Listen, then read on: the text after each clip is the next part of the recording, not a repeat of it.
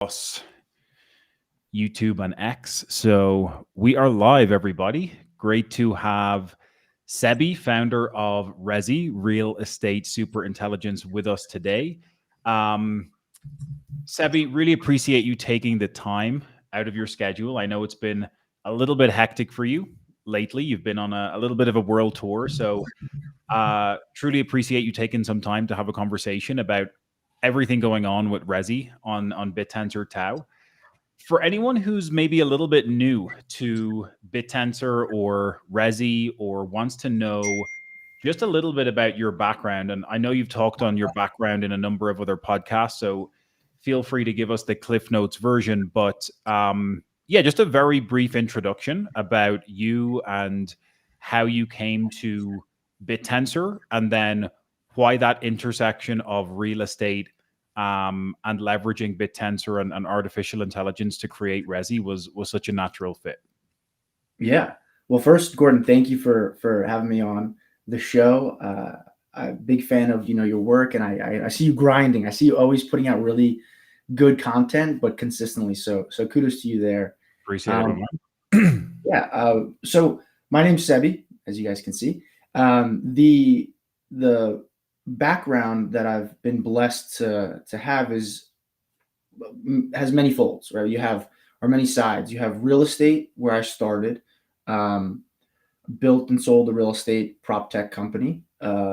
This was basically 20 to 22. Then I went into DeFi. So I worked at Compound Finance, Maple Finance, and all the while I had been basically looking at the AI landscape. And I had a friend or I have a friend, he still has a subnet, but he basically was like mentoring me on marketing and showing me the possibilities of Bittensor, not only through his actions, but every time I talked to him, he'd be like, dude, this is where like the future of intelligence, like think about the internet. That is what Bittensor is. Like there's like a new internet that is incentivizing enterprise value to be created. And that was a big thing that I didn't like with crypto. I was like, crypto is literally just promises. It's so financialized. I personally have these, reservations about how the world. Like, I don't really like the financialization of everything. Truthfully, what I do like is I did like the utilitarian kind of renaissance that was supposed to be crypto, and then it just turned into this like financialization renaissance, which is important, right? But it's just where my priorities lie. I care less about money and more about value of like service and product in the world. And that's honestly that switch is what got me to understand Bittensor. It's like, hey, Yuma in essence is a validation of off-chain or on-chain activity, and bringing that on chain so that you can access incentivized work. So I, as a founder, who traditionally didn't have access to a ton of compute and a ton of machine learning experts that would be impossible for me to hire and compete with Google, OpenAI, Apple, whoever major corporation.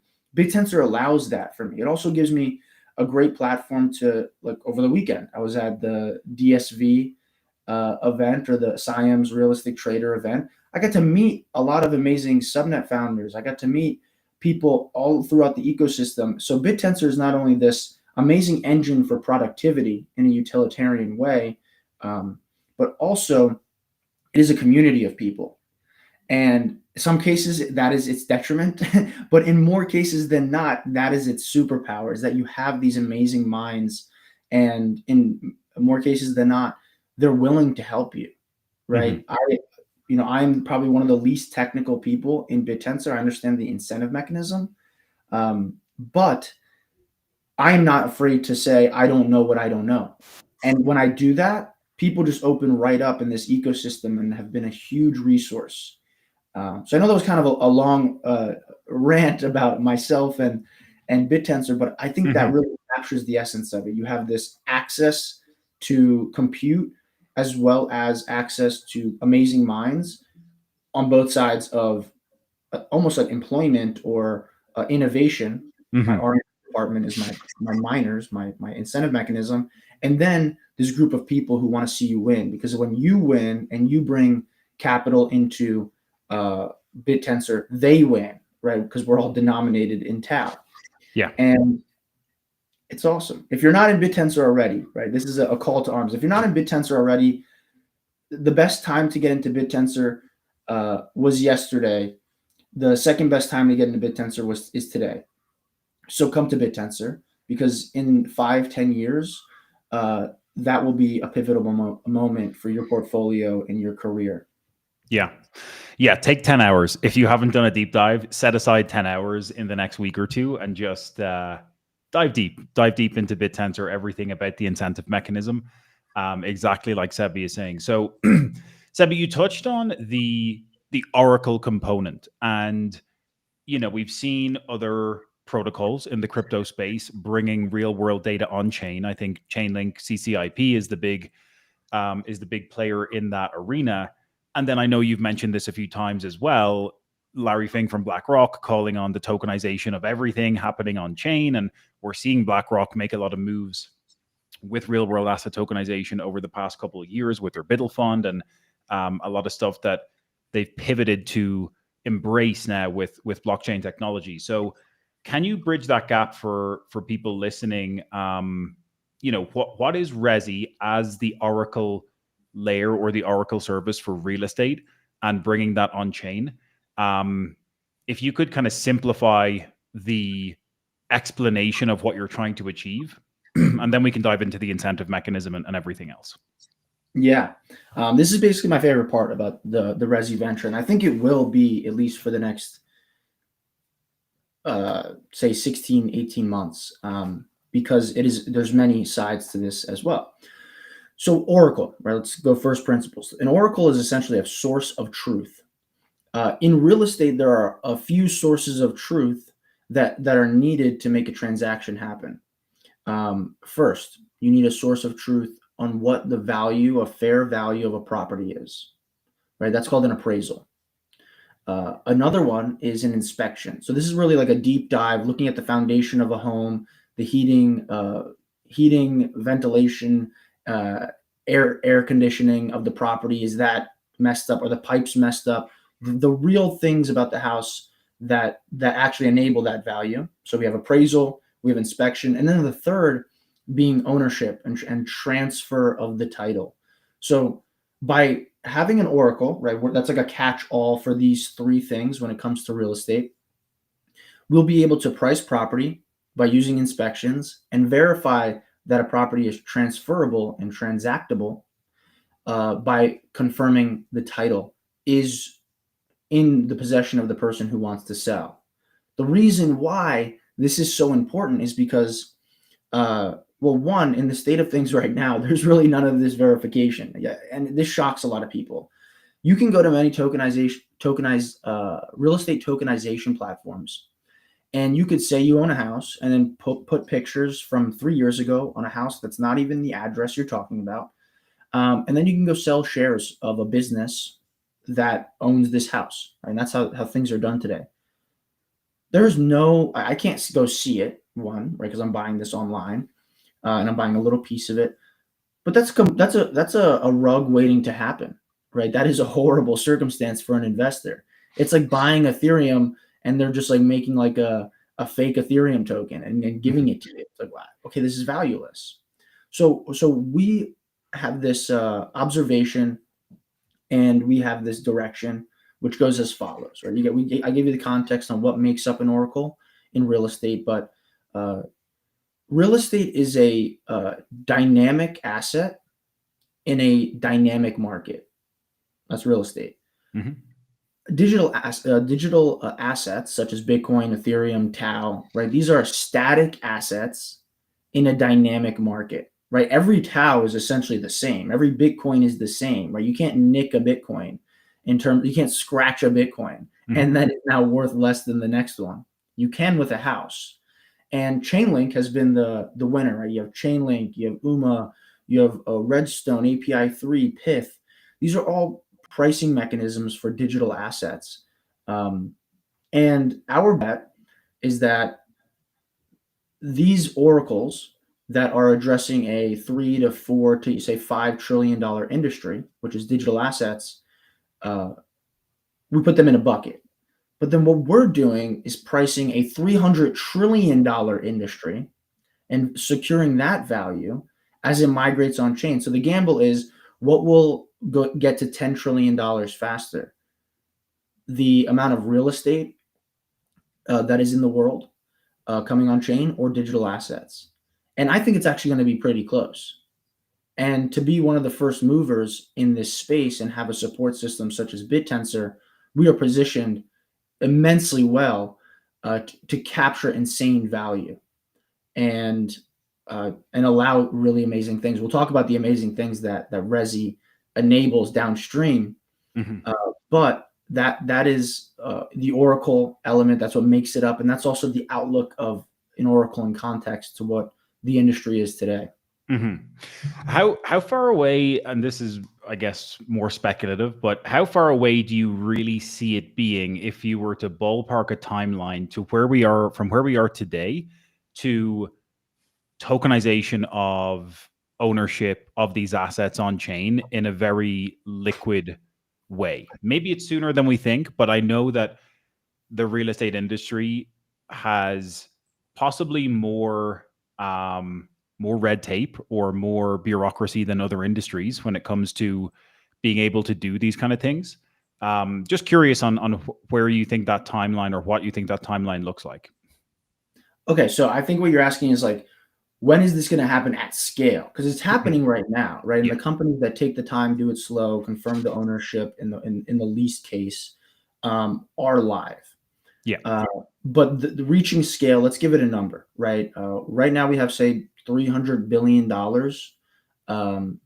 that is, on-chain real estate in some sort of way. You do have things like Figure HELOC, right, which is like a $12 billion stable coin tied, but you also can't see what they own. So, they're using blockchain really for their purposes and not the purpose of the people, which is kind of challenging, but that's why we exist as well. But let's give it a number. Let's say, when do we hit $1 trillion, right? Because that's like this hockey stick moment, right? You always want to invest at like these exponential growth curve hockey stick moments. And I really think, regardless of regulation, we will be at $1 trillion of on-chain real estate within this next, say 2 years max, right? My bet is 18 months, but I would push it 2 years if we have a little more turbulence in the market like we've seen. Yeah. And it can only happen if people can verify the value that is coming on chain, which is why I am doing what I am doing. Yeah, exactly. I think it's only accelerating, and the regulation in the States with regards to crypto, the Clarity Act, the the stablecoin bills. I think the downstream effect is just more clarity, and even for that flowing into tokenization of real world assets, I think we're going to see those floodgates opening here in the next couple of years for sure. Yeah, one thing I will say there, real quick, Gordon, is that these new acts or bills that are being passed, they actually are quite bearish, because you can't for real estate, right? They're super bullish for the crypto industry, but there is components to both that basically make it so that you cannot make a stable coin that's backed by real estate, which I fundamentally disagree with, because it's just, regulators, politicians, they don't really understand crypto to its full extent, right? They get the idea of like a database that's really, efficient, and the next evolution from digitization to now tokenization. They get that. But what they don't understand is that it is so malleable that you can actually have real estate backed tokens if something like Resi exists, right? So if you can have ultimate truth, an ultimate truth source of what the property's current condition is, you can do that, right? One of the things that makes me really excited is And this is how we grow, right? We build this infrastructure, and then we go and find people who want to build applications, and then we support them in building those applications on chain. One of them is a stablecoin that uses our Oracle that says, hey, if you are using Resi's Oracle, we will allow investment through our stablecoin. Hmm. Right? It gives people a way to then, go loop that up and, gain more exposure. But that's technically not going to be given the spotlight by regulators. Hmm. I don't think it'll be bad. I don't think it'll be illegal, but it won't be. It won't have the regulatory clarity that people are really looking for now, or at least Hmm. institutions. And Yeah. also that 2-year window, right? In 2 years, it'll be a different story. But yeah, just a quick footnote on what you Yeah. shared there. Yeah, for sure. I want to talk about the incentive mechanism a little bit, but I'm also sharing my screen, just a tweet that you put out a few days ago. Permissionless mortgages that don't require a monthly payment. That's the tweet. So I love this concept. I guess in theory, I have an idea of what you're talking about here, but yeah, could you speak to this tweet just for a moment, and like what is the driving force behind it, and maybe this kind of encapsulates kind of the Resi mission. Oh yeah. So let's think about what a mortgage is for a second. A mortgage is you go get a loan and you pay off that loan on an amortization schedule, right? Traditionally, it's 30 years, right? We've now seen some things about 50 years, which is just horrible for the person buying the home. Mhm. And the reason why this tweet excites me so much is because we can now enable something else, right? We can now enable basically a funding or a crowdfunding profile for a homeowner and a prospective property, and say, hey, I'm this person. I want to buy a house in this area, and it'll be using Resi to verify the data. And if we do, right, let's think about qualification and pre-qualification. Who cares if I qualify for a mortgage, right? What matters is pre-qualifying to say I can afford X amount of a property, right? That's how people selling their home actually dictate whether or not you should be the person to buy the home. Mhm. Or sorry, if I'm the person selling a home dictates whether the buyer can and should buy this home. So if we can crowd fund capital, and instead of giving it as a loan to the homeowner, what we can do is say, hey, come along for the ride, right? Banks don't get exposure to real estate appreciation other than through default, right? When you default, they make money on the appreciation of a house because then they sell it, Mhm. right? Traditionally, in a good case, they only get interest, right? And that's like, say, 3 to 5%, right? Nobody's really buying houses past 5% interest. So the permissionless mortgage is one thing, but a mortgage that doesn't require a monthly payment is one that says, I have all these JV partners, these joint venture partners, these investors that want exposure to my property. And when I sell it, they get paid their yield. And Mhm. there can be a liquid market that allows them to sell in or out, or buy in or sell out of my property. So this is something that Resi is one of those use cases that I was pointing at, that Resi allows, and it changes the industry. Right? I could, if I want to buy a $500,000 house, I can do that with $100,000, and then I can have the first right of, like, I can have an option to buy out everybody else in due time, a mortgage, but on my schedule, Mhm. right? And this is like a shift in how society interacts with shelter, right? Everybody needs a house, and everybody should own their house if the deal makes sense. The problem is that nowadays the deal doesn't make sense. So this is one way that it can. Yeah. Amazing. Amazing. You've been raising some capital over the past few weeks as well, Sebi. I'm not sure what the official number is, but I know it's at least 250K over the past few weeks. I'm curious to know, and maybe others are as well, what is that capital being used for in terms of allocation? I know you've been hiring some team, you've got developers building out the new incentive mechanism. Could you give us a little bit of an insight into, yeah, how that capital is being used, and what are the areas of priority right now for for incentive mechanism build out? Yeah. So Resi has a R&D department, a product department, and a marketing, growth, comms, kind of all in one, which I make up. Right. I am the marketing, the growth, the comms. I oversee the product department, and then the product department oversees the R&D. What the R&D is the subnet incentive mechanism. So those are like the three catch-alls of all capital that is used for operations. Different investors give us capital for different reasons. Next Gen, who we have a signed LOI with, we're at the we're on the other side of, we've done due diligence, and now we're going into the closing element of the deal. They're mainly focused on a joint venture that we have, which is Predict Casa. Right? Predict Casa is essentially a business that I've had a really good grasp on. This is what I built and sold in the past. Now I can build it again. And it is extremely profitable, right? This is a data business. Right now, it doesn't use anything on Bittensor other than the team. And so could you explain Predict Casa just briefly and what their business model is? Yeah. So say, Gordon, you're an investor. The way you make money is finding good deals. A good deal is a property, right? And this is like fixer-upper type of investor. A good deal is a property that's anywhere from 50 to 70% of the market value, right? So you come in, you buy a property, let's say for 70% of its market value. You put another 5% into the fixing up of this property to make it worth 100% of the market value. And then you sell it for 100% of the market value. Yeah. What this looks like is a 25% return, less fees. So that is the customer. Also realtors, right? They're looking for people that want to sell.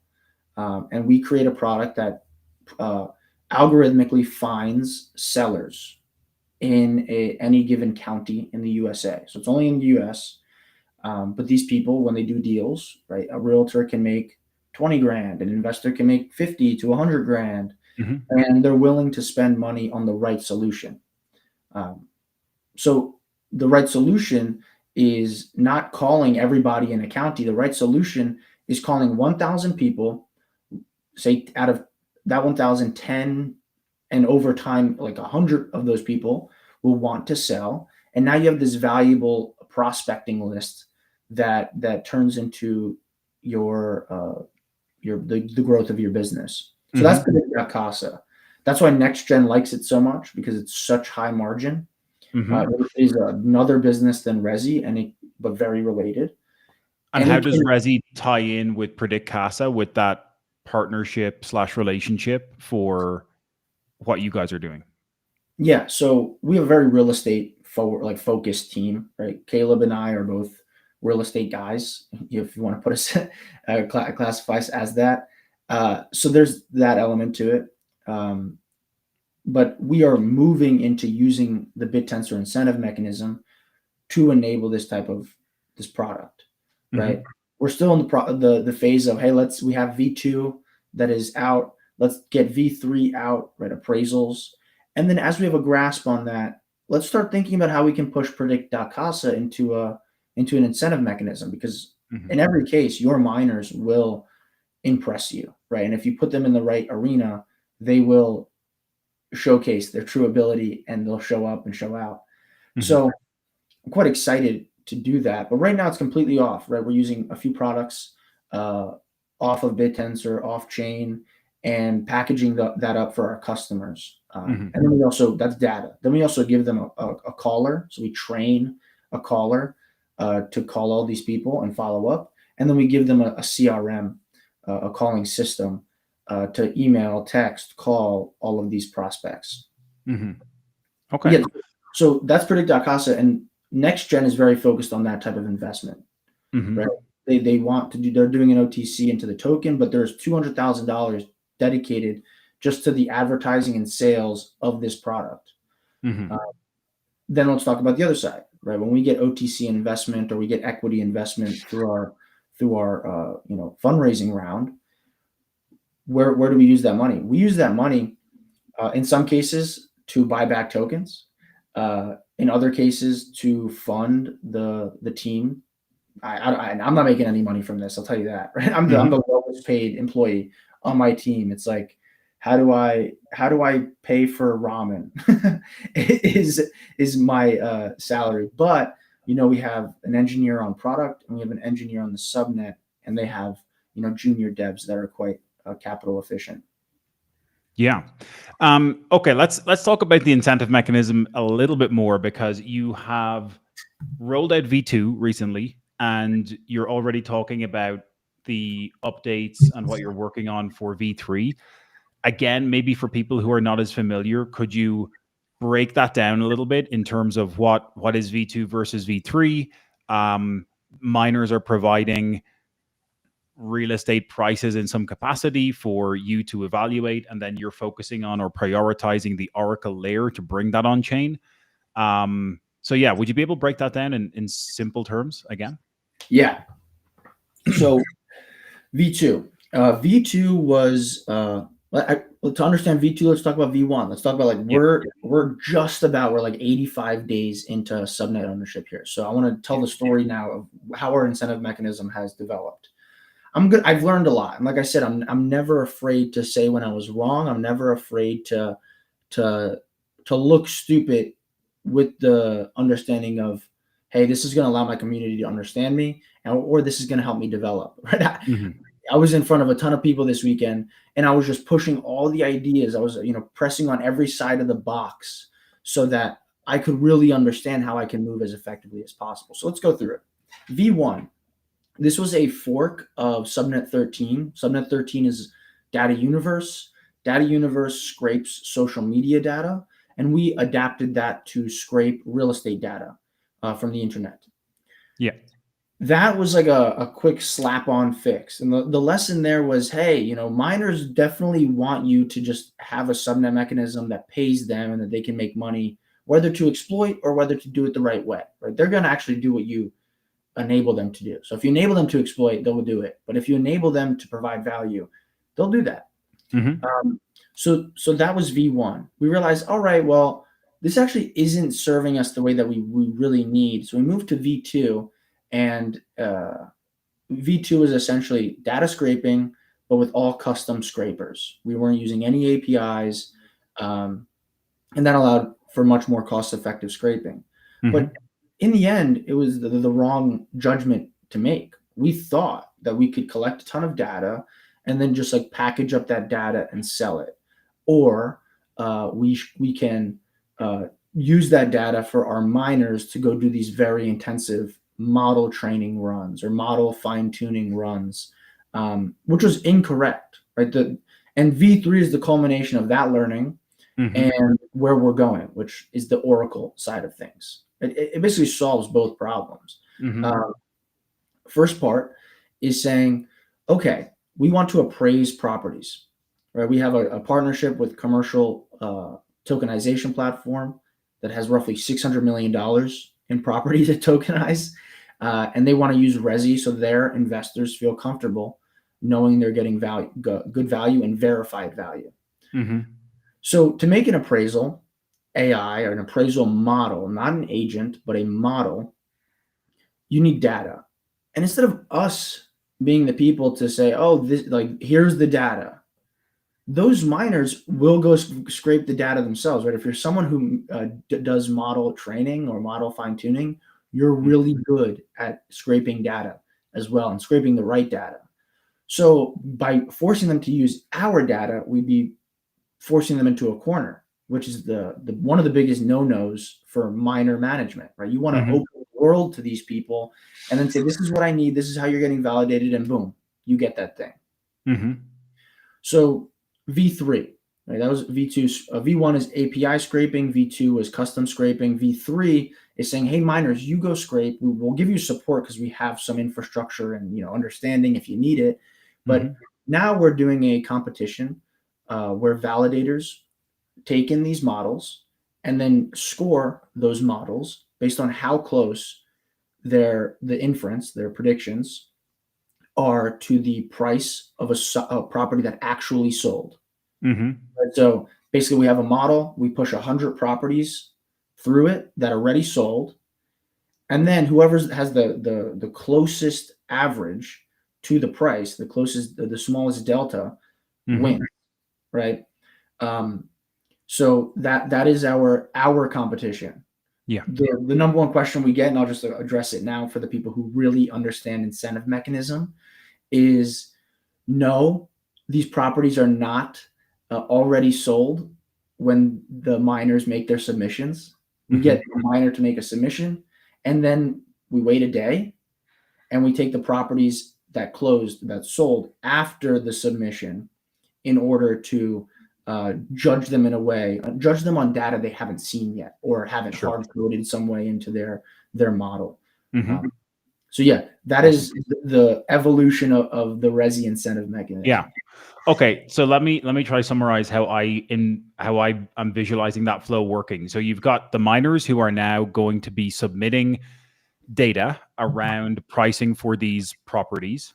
You are going to essentially act as the oracle layer in the middle, with the validators obviously validating prices versus actual properties that have been sold. And then on the far side, you're going to have other customers who are tapping into those price feeds or the data to purchase it and then commoditize it in some capacity. And maybe those end customers are going to be offshoots of some of the other streams you've mentioned around Resi. But could you speak to that side of it when you actually have the property valuations dialed in with the Oracle service? I'm assuming people are going to be able to query that via some kind of API, and they can then begin to productize that Oracle service in a multitude of different ways. Is that the general idea? Yeah, there was only one part of that was just in the wrong place. And what that is we are not doing a one-to-one tie-in of our product requests, those like API calls, into the product or into the incentive mechanism. Those aren't the 100 properties we're benchmarking against or whatever. How this works is we have this competition going on, where the R&D department is the competition, and then boom, we have a winner, right? This winner is what we then package up into our API. The way that evolves is specificity, right? So, okay, we have a commercial model for commercial real estate. Okay, we now benchmark against commercial property. Okay, we have a residential product, and then you can go like deeper into both of those. Okay, commercial is like a hotel, but it's also like an industrial project, right? Farmland, things like that. Residential is single family, multifamily, apartment complexes. Sure. You have that type of deviation in in each niche.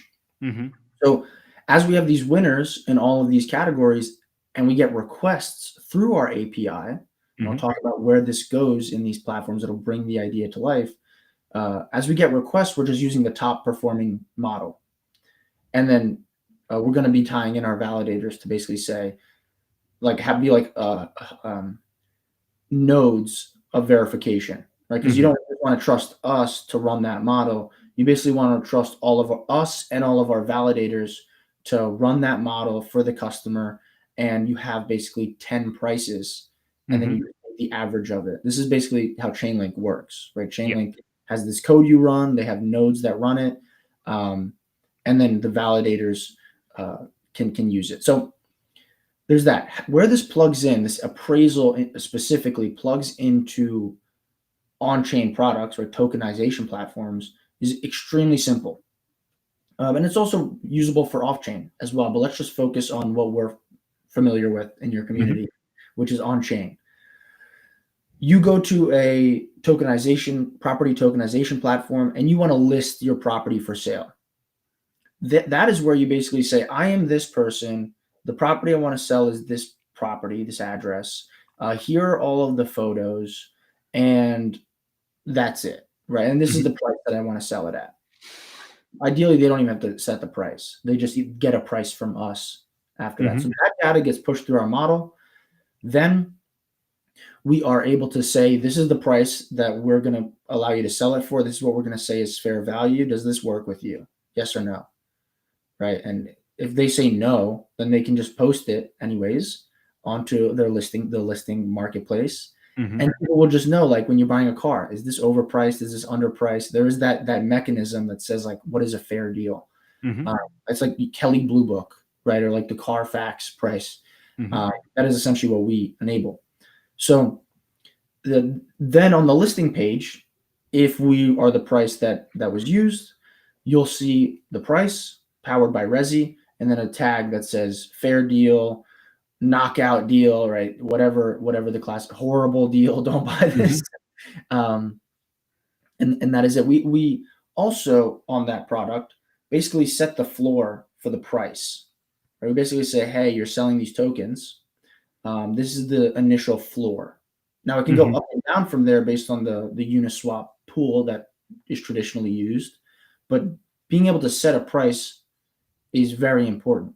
Also, Mhm. nobody owns these tokens, so it's basically only buy pressure and then some sell pressure and buy pressure. So you basically have this line that we set, and then people buying it up and buying it down and buying it up and buying it down, and maybe that trends upwards with Mhm. inflation. And so one other thing is that we always reassess. So every week we'll be reassessing value, and if inflation or appreciation of property prices have gone up, that will Mhm. be reflected. So what might be a bad deal one day can actually turn into a good deal as the market shifts, or a Mhm. horrible deal if the market shifts in the other way. Mhm. Okay. So that would be one example of a use case where you have kind of like a Zillow marketplace for people selling their properties. Yeah. Another use case, and correct me if I'm wrong, but you could have another customer or client of Resi tapping into your Oracle feed to create their own standalone um, lending borrowing platform where they're able to use the price feeds or the Oracle service to create the database of properties that people can then begin to use as collateral and borrow against. Am I Yeah. correct in stating that there's 5 or 10, possibly even more different individual use cases that people can begin tapping into the Resi Oracle for in future to productize a whole bunch of different services on top of? Yeah. So let's tie up that first one that you mentioned. It's like, okay, Mhm. there's this marketplace that is these marketplaces that are being happening. They use Resi, right? So we have marketplace 1, 2, 3, 4, 5. They all use Resi. That will be shown on our interface.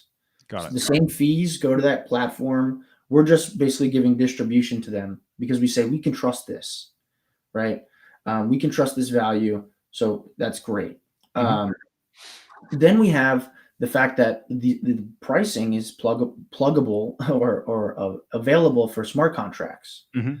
And you hit it right on the head. What does that allow? That allows borrowing and lending, for that matter.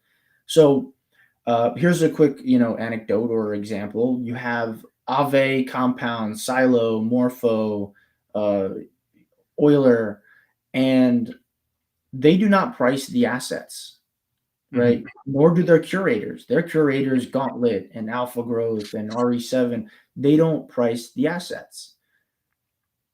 In fact, They most of them are using our or Chainlink just to pull Yeah. in the price data. Yeah, they use Chainlink.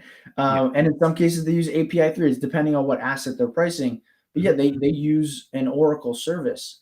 Without those Oracle services, you can't have pricing go plug into the smart contract, enable liquidations, enable easier payoff terms based on dynamic price. So what we're doing is enabling that exactly, right? Once there are properties, they use our Oracle lending protocols, can plug into that Oracle, and we can send over that price to that market, Mhm. um, which is really exciting, right? We're talking to a few people who are developing this, um, but I think that the killer use case, right? And you're going along the lines of like, what are great use cases for this tech? My, Mhm. my favorite use case is a stablecoin that in one way or another auto rebalances, whether it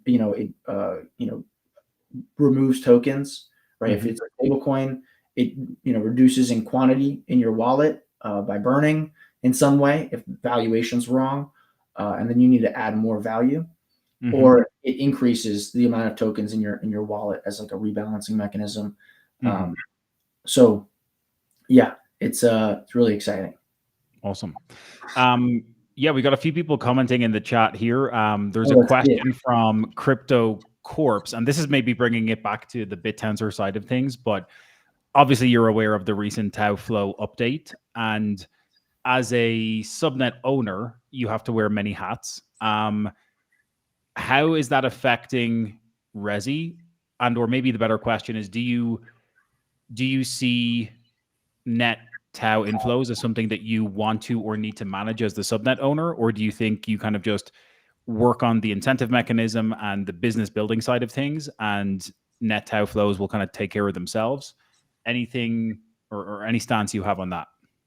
Yeah. Okay. So let's make a really quick distinction that is very important. Most people in Bittensor don't understand this. Like even the people that have all their money in Bittensor don't understand this. Emissions, right? When you go to TAO stats and you see, percent of emissions, that and the halving, right? Those they're very correlated. Those emissions are dictating how much money is going not to my pocket, but into the liquidity pool, enabling exit liquidity for operational expenses, for alpha stakers. It is not, right? Then the amount of alpha that I get as a subnet owner doesn't change for another 15 months or so, February of next year. Or not next year, Until the February alpha of the halving. following year, right? 2027. So we get 38,880 alpha as the subnet owner before staking, before validator cut, regardless of emissions. So that is one distinction. TAO flow is an amazing innovation that that basically realizes the actual value of a subnet much faster, right? So some subnets are going to have revenue that can be pushed into TAO flow, and that's going to be the majority of the positive or negative TAO flow. But then others will have the speculative factor, right? This thing is growing. This has a great use case. They're getting a bunch of users. Maybe they're not paying yet, but they're land grabbing because they're doing such a new thing, right? Resi will have elements of both, right? Because it's so new, we have to do pilots. As we do pilots, that'll turn into paying customers. And then we want to be really transparent about, here's our pipeline of business. Here's who's using us. Here's who is distributing our technology, say the Chainlinks or the Umers or the Piths that we want to partner with. And then here's how much they will be paying in the future, right? We have very simple pricing on a per transaction basis. So yes, TAO flow is very important. How we see ourselves positioning ourselves for the long term and short term is the same way. Go get new money in. As we collect capital in the form of revenue, we buy back our alpha. That's it. We're not burning it. We're buying it. And that we only need a percentage of our alpha cut, right? What we get in from our alpha emissions, not our TAO emissions, our alpha emissions, to sustain and grow. But then there's also a very important note, right? Everybody should take a second to really focus on this. And I was talking to somebody from the OTF and the good guy Gavin from Lead Poet. What a character! I love that guy. And we were going back and forth about this until 2 a.m. the other night. It was basically, you don't need emissions if you are in the situation I am in, right? You don't need new liquidity into your pool. If you go to TAO stats, you can see that I have roughly $5 million worth of liquidity on a roughly $6 million market cap. Full stop, full pause. What the F moment? Oh yeah, exactly. So look down and go to alpha in pool and TAO in pool on the bottom right there. That's roughly $5 million, people. Go look at any other project. Go look at any other project that is at a $5 million or $6 million market cap and tell me, one, how much liquidity they have, and then two, that they can get to that number with only 1,500 holders. Right? TAO is such an anomaly, and understanding emissions is what, and the halving is not going to affect us at all. It doesn't change how much money I get per month to run my team and my miners to innovate, or my validators to provide yield. What it does change is how much money goes into my liquidity pool, which would be kind of crazy to even get more money in my liquidity pool because I already have enough, right? There's only so much money in my token from holders, and they can only affect it so much with a 90 or 80 or 90% liquidity to market cap percentage. Yeah. Okay. Lots to unpack there. You mentioned revenue a second ago. I guess I'm just thinking of this on the fly, but how is your revenue model changing based on the incentive mechanism design? Because you said you've kind of been doing a lot of changes and updates over the past few months. And I know you're only a few months old, but is that path to revenue accelerating with the new incentive mechanism updates? And I'm assuming at some point when the Oracle pricing feed is more finalized, you'll have those customers tapping in and paying to access the API and pull queries. Is that how the revenue model will ultimately work? And is that where you see the majority of revenue coming from in future with the new incentive mechanism? Or am I able to share my screen? Yeah, I'll remove this and you can share for sure. Okay, great. Because I can talk through it, but just having also, I love that background. Okay, here we go. Yeah, you guys can see this, right? Resi as a service. Yeah, we're just sharing it now. Okay, is it good now? Yep.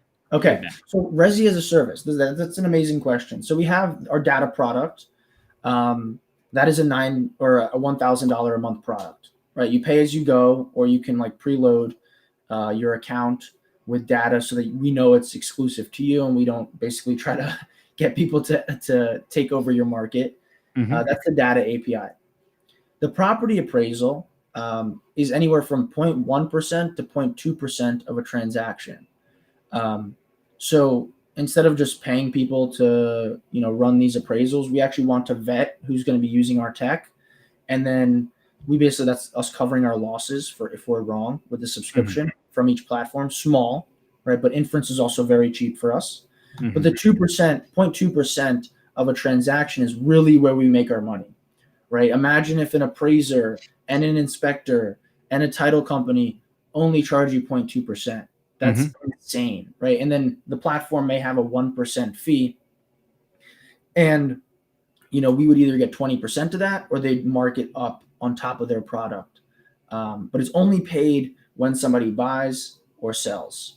And then we have the fact that our business model is a digital asset treasury, a infrastructure provider, or an infrastructure provider that is a digital asset treasury, and then an incubator of projects such as like the Resi USD, right? We're incubating it. We're not building it ourselves.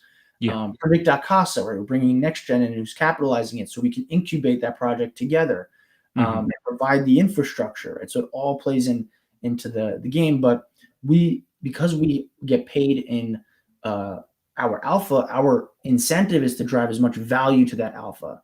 So if people want this infrastructure and they want to grow with us, they can have alpha be a way to save money. So tiered alpha, depending on how much alpha you provide, you stake, you will save money on this, and then launch an our sidechain. So we're in talks with a few L2s. My favorite right now is Arbitrum. I will be very transparent. And the gas token will be our alpha, right? So the gas token and the primary liquidity token for liquidity pools of projects launching on our chain will be alpha as well. So it'll be like alpha plus real estate lend coin, right? And we can sponsor their liquidity, right? We have a ton of alpha. We can give them some of that alpha and earn income. We can earn staking rate and transaction fees. So it's great for us. It's great for them because they don't need to come out of pocket too much. And they're paying 8-10% interest or whatever on it. Yeah, exactly. From fees. So that is the data, the property appraisal. Inspection is just going to get tied into this, right? So appraisal alone will probably be like 0.1%. Where we're doing the inspection and the appraisal, it'll probably be 0.2%. And then as we reach scale, we can actually, make that a dynamic price, but it's a non-impactful price, and it focuses on a really important growth and scaling element that I build with now with all the experience I have. You want to make your pricing painless. You could charge a lot, like Stripe. But when you make money and you get charged a little bit amount, who cares, right? You're making money, right? Stripe charges like 2%, but I don't care. I still use Stripe because I only pay them when I get paid, which is fine. We operate in that same way, and I think it's going to do wonders for our growth very, very soon as we go live in Q1. Yeah. Awesome. We are coming up to the top of the hour here, Seby. I want to be respectful of your time as well, but anything else you want to mention or cover that we have not gotten to share? I know you've been very busy with lots of updates over the past week. So yeah, anything else you want to share or anything else we can expect for the rest of the year and as we move into Q1? Yeah, man, what a week was it? It was, I made a post yesterday. It was nine flights. What was it? I'm trying to find it here. 9 flights, 7 days, 5 countries, 3 presentations, 1 objective. Share the Resi gospel. That is exactly right. So yeah, the last week was quite crazy, but we've attracted great investors. We've gotten in front of a lot of the alpha holders. It was really cool to meet a lot of you guys if you're listening in. And yeah, I wish I got to hang out with Jared. I thought I was going to. He was your other guest, but he's at home as well. And it's really given me not that I didn't have appreciation, but like this newfound and elevated appreciation for the community I'm in. But let's make this like an objective, actionable, last thing to discuss.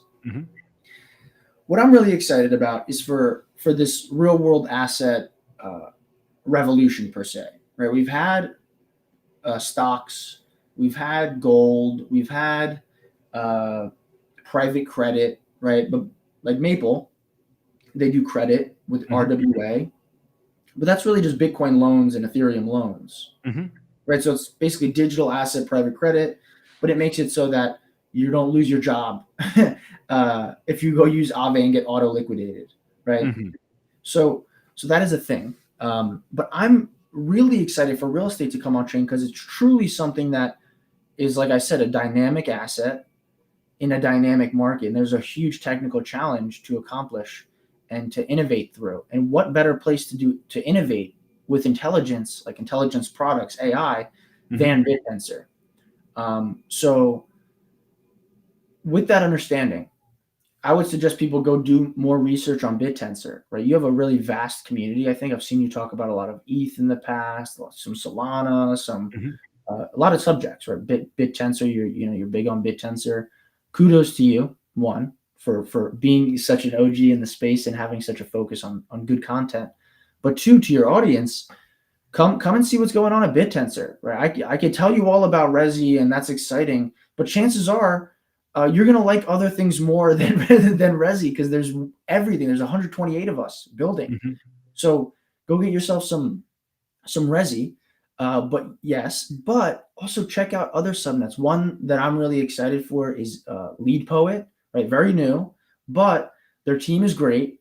Their product has a huge potential. We're going to be using their product. Another one that I like is Score, subnet 44. My favorite of all time subnet is Hippias because I know the pain that is losing a file on G Drive after you close down a company account. You're like, oh, dang it. But more importantly, AWS, right? Those S3 costs for me throughout my career, I could have bought a Porsche, I could have bought a house and I could have bought a Bitcoin. But yeah, that is my takeaway from this. This is a Resi is on Bittensor. So go check out Resi, but also go check out Bittensor. And also, we're all humans here. I'm sure, many of you guys, have done this in the past with Gordon, but reach out to people, right? Reach out to people in Bittensor. You'd be shocked, right? what type of access you have to really insightful people, not to toot our horns too much, but like people who are actually building, have made the mistakes, have persevered, and there is no better way to accelerate in your professional career and push yourself to become a better human being than having the courage to reach out to people who you look up to.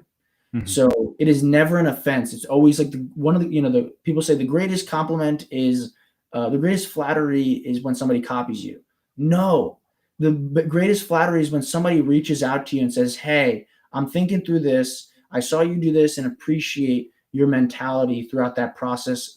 And it's kind of related. Could you help me kind of tie up this idea or help me understand it a bit better?" I see that and I get like the chills because I'm like, wow, the world is, it's like the world is healing moment. People reach Mhm. out, people want to grow, and people like Gordon and I only want to help you. So that's why Gordon makes this content. That's why people like me will always respond to a DM. Uh, and yeah, that's kind of a multifaceted approach, Yeah. Bittensor, Resi, and people. But that's what's going to take you really far in this world. What are your Yeah. thoughts on that, Gordon? Do you agree? Am I a crazy guy? I love it. I love it. Words of wisdom to wrap up the hour. And yeah, just from myself and everyone watching, Seby, appreciate you taking the time to share those insights. I know you're working super hard behind the scenes, and yeah, I think this is a big challenge you're undertaking. But I think if there's going to be anyone to really get this next level of real estate on chain, I think you've got a better chance than anyone using the Bittensor ecosystem and the incentive mechanism. And yeah, I'm backing you, my man. So appreciate your time.